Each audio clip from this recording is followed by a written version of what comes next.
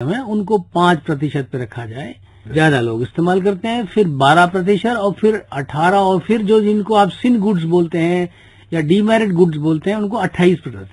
अब ये मुद्दा आता है कि जब ये जीएसटी लागू हो जाएगा जुलाई 1 से, तो क्या इसका इन्फ्लेशनरी इम्पैक्ट पड़ेगा या नहीं पड़ेगा, दोनों केसेस में, गुड्स में और सर्विसेज में।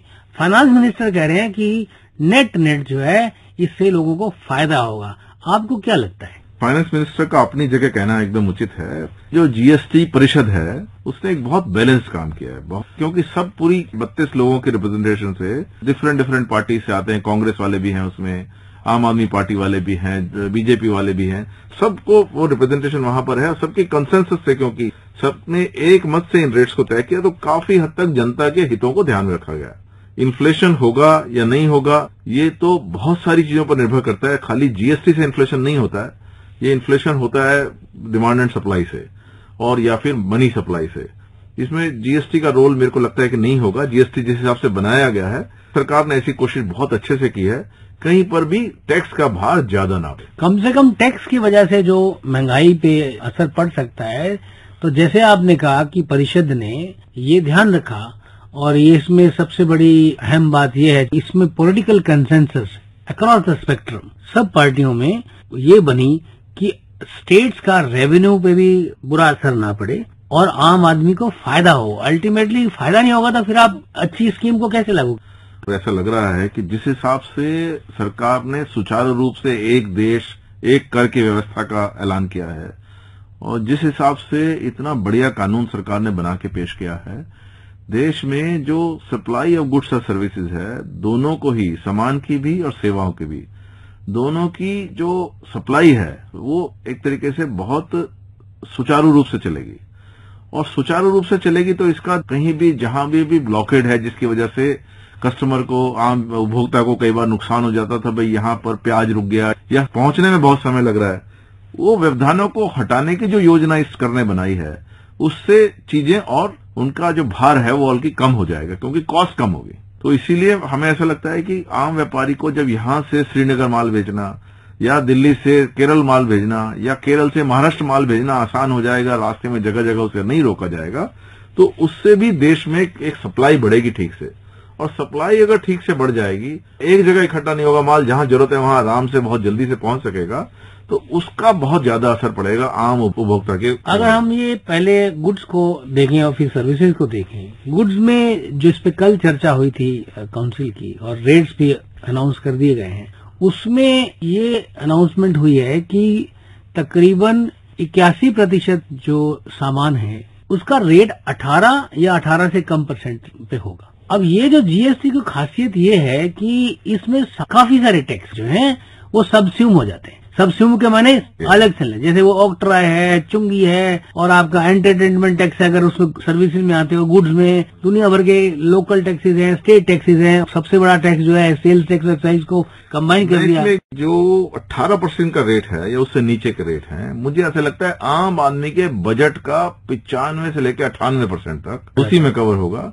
क्योंकि देखिए 28% में उन्होंने क्या कवर किया है, chewing gum, molasses, chocolate, wafers with chocolate, aerated water, paint, deodorant, shaving cream, aftershave, hair shampoo, washing machine, ATM, vending machine, vacuum cleaner, shaver. ये आम आदमी के लिए उसके बजट में 1 या 2% से ज्यादा का स्थान नहीं रखती सारी चीजें मिला के। मेरे को ऐसा लगता है कि वो जो 81% है वो भी मिसनोमर है। 98% गुड्स जो ऐसी हैं जो आम आदमी के कंज्यूम होते हैं। अगर आप ओवरऑल जीडीपी का हिस्सा भी देखेंगे या ओवरऑल कंजम्पशन का हिस्सा भी देखेंगे पूरे देश के तहत, तो ये 2-3% से ज्यादा नहीं आएगा। जो भी डीमेरिट जिसे आपने गुड्स का 28% वाली, 5% आउटर साइड आएगा। सर्विसेज में अब जैसे हमारे 5 रेट आए हैं, उसमें भी हेल्थ केयर और एजुकेशन, जो स्वास्थ्य की सेवाएं हैं और शिक्षा की सेवाएं हैं, से जीएसटी से बिल्कुल बाहर रखी गई हैं, उन पे कोई टैक्स नहीं लगेगा। और कुछ एक सेवाएं हैं, ट्रांसपोर्ट की सेवाएं, क्योंकि उस पे भी कैस्केडिंग इफेक्ट होता है काफी। जैसे रेलवेज में जो जनरल कैटेगरी के जो होती हैं, जो लोवेस्ट कैटेगरी के जो रेट्स होते हैं, उस पे सर्विस टैक्स नहीं लगेगा, पहले भी नहीं लगता, अभी भी नहीं लगेगा। बाकी जो सर्विसेज हैं, यहाँ तक कि जो ट्रैवल बाय एयर है, वो भी 5% में रखा गया है। तो फाइनेंस मिनिस्टर जी ये बोल रहे थे कि चूंकि इनको इनपुट क्रेडिट नहीं मिलेगा, इनको जो उसमें देखिए पेट्रोल डीजल डलेगा वो क्योंकि जीएसटी में शामिल नहीं, इसलिए उसका तो क्रेडिट मिल नहीं सकता। तो उस नुकसान को बचाने के लिए रेट को कम रखा गया है, क्योंकि वो टैक्स पूरा उनकी जेब से जाएगा, वो कहीं ना कहीं कस्टमर के लिए लोड हो जाएगा। और ये भी ध्यान रखा गया है कि जो ट्रांसपोर्ट सर्विस होती है इकोनॉमी में और आम आदमी की जीवन शैली पे, रोजमर्रा की उसकी जिंदगी, उसका व्यापार, उसका रोजगार, उससे जुड़ा हुआ है, movement of goods and people है, और हमारी इकोनॉमी का इतना इम्पोर्टेंट हिस्सा है। टेलीकॉम और फाइनेंशियल सर्विसेज हैं, ये 18% में रखा गया है। ये लग रहा था क्या इससे कहीं आम आदमी पे कोई अतिरिक्त भार तो नहीं पड़ेगा, क्योंकि टेलीफोन तो अब जरूरत की चीज है। अभी तकरीबन 15% होता है उस पे।